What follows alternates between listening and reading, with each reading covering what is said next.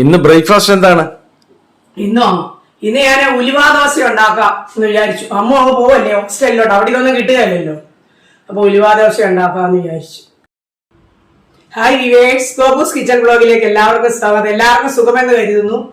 ഞാൻ ഈ പറഞ്ഞ പോലെ ഭുജങ്കയ്യന്റെ ദശാവതാരം എന്ന് പറയുന്ന പോലെ പല പല ജോലികൾ എടുക്കുന്ന ഒരാളായതുകൊണ്ടാണ് ഇടയ്ക്കൊക്കെ ഈ യൂട്യൂബിൽ താമസിച്ച് വരുന്നത്.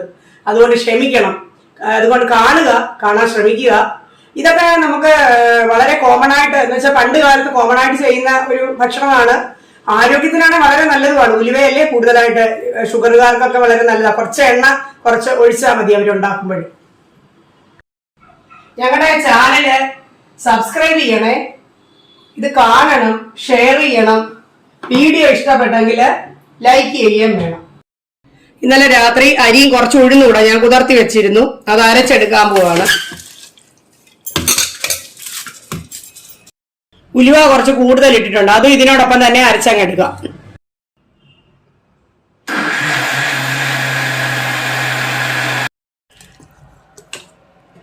നല്ല ഫ്ലഫി ആയിട്ട് ഞാൻ മാവ് അരച്ചെടുത്തിട്ടുണ്ട്, നല്ല സ്മൂത്ത് ആയിട്ട്. ഇനി ഇതിലേക്ക് ഉപ്പ് ചേർക്കുകയാണ്.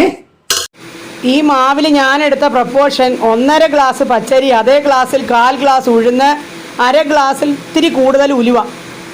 ഞാനൊരു 3/4 ടീസ്പൂൺ ഉപ്പ് ചേർത്തിട്ട് നോക്കിയിട്ട് വേണമെങ്കിൽ ചേർക്കാം. 4 ടേബിൾ സ്പൂൺ നാളികേരം എടുത്തിട്ടുണ്ട്. ഇതാ നല്ല ഫ്രഷ് മല്ലിയില ഉണ്ട്. നമ്മുടെ ഇവിടെ ഗാർഡനിൽ കുറച്ചുണ്ടായിരുന്നു, ഞാൻ അതിങ്ങി പറിച്ചു. പക്ഷെ ഇന്നലെയാ പറിച്ചു വെച്ച്, എന്നിട്ട് അതിന്റെ വേരെല്ലാം കളഞ്ഞു. അപ്പൊ ഫ്രഷ് ആയിട്ട് ഫ്രിഡ്ജിൽ ഇരുന്നോളും.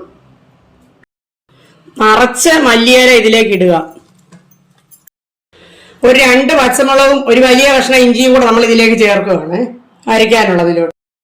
എന്നിട്ട് കുറച്ച് ഉപ്പും കൂടെ ചേർത്ത് നമ്മൾ നല്ലതായിട്ട് അരച്ചെടുക്കും. ഹരാ ധനിയ ചട്നി റെഡി ആയിട്ടുണ്ട്. ഇനി നമ്മൾ ഇതില് കടുവറക്കണം, ടെമ്പറിങ് ചെയ്യണം.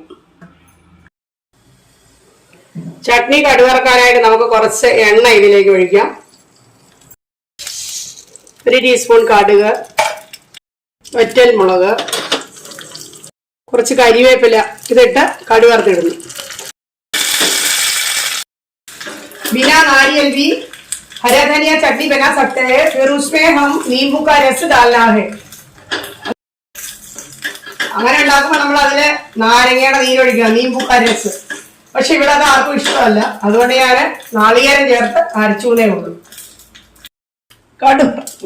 കടുവത്ത് ഇതിലേക്ക് ചേർക്കുന്നു, ഞാൻ ചുമയ്ക്കുന്നു.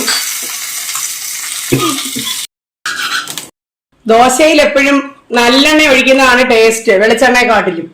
നല്ലെണ്ണ ആരോഗ്യത്തിന് നല്ലത് തന്നെ. അപ്പൊ ഞാൻ നല്ലെണ്ണയാണ് ഇതിൽ ഒഴിക്കുന്നത്. ഇതിലേക്ക് നമ്മൾ കല്ലിലേക്ക് മാവ് കോരി ഒഴിച്ച് ഉണ്ടാക്കുന്നു. അതൊക്കെ ഇങ്ങനെ പരത്തി കൊടുക്കുക. കനം കുറച്ച് പരത്തുന്നതാണ് നല്ലത്, ടേസ്റ്റ്. സൈഡിൽ കൂടെ നല്ലെണ്ണ ഇങ്ങനെ ഒഴിച്ചു കൊടുക്കുക. ദോശ നമുക്ക് തിരിച്ചിടാം. നല്ല ടേസ്റ്റാണ് ഈ ദോശയ്ക്ക്. ഇല്ലേ ദോശയുടെ ആ മണം, നല്ല മണമാണ്. അയ്യോ, ആ മണത്തിൽ തന്നെ നമുക്കങ്ങ് കഴിക്കാനങ്ങ് തോന്നും. എന്തപ്പോ മണമില്ലാണ്ട്? തീരെ ലൂസാക്കി മാവ് എടുക്കണ്ട കേട്ടോ. ഒരു സ്വല്പം കട്ടിയില്ല. എന്നാ ഇഡലിയുടെ പരുവല്ല, ദോശയുടെ അല്ല, അങ്ങനെ എടുക്കുമ്പോഴാ നല്ലതായിട്ട് ഇത് വരുന്നത്. കാരണം ഉഴുതിനെക്കാട്ടി കൂടുതൽ നമ്മളിതില് ഉലുവയല്ലേ ചേർക്കുന്നത്. ഇത്രയും മൂത്താൽ ഒന്നുകൂടെ സ്വാദാ. കല്ല് ചൂടായപ്പോ കുറച്ചുകൂടെ അങ്ങ് മൂത്തു, അതാണ്. അടുത്ത ദോശയായിട്ടുണ്ട്. ഞങ്ങളുടെ ഇന്നത്തെ ബ്രേക്ക്ഫാസ്റ്റ് ഉലുവ ദോശ, മല്ലിയിലയും തേങ്ങയും കൂടെ ചേർത്ത് അരച്ച ചട്നി, പിന്നെ പഴം പുഴുങ്ങിയത്. ഇനി ഒരു വീഡിയോ ആയിട്ട് നമുക്ക് എത്രയും പെട്ടെന്ന് കാണാം. Happy new year 2025.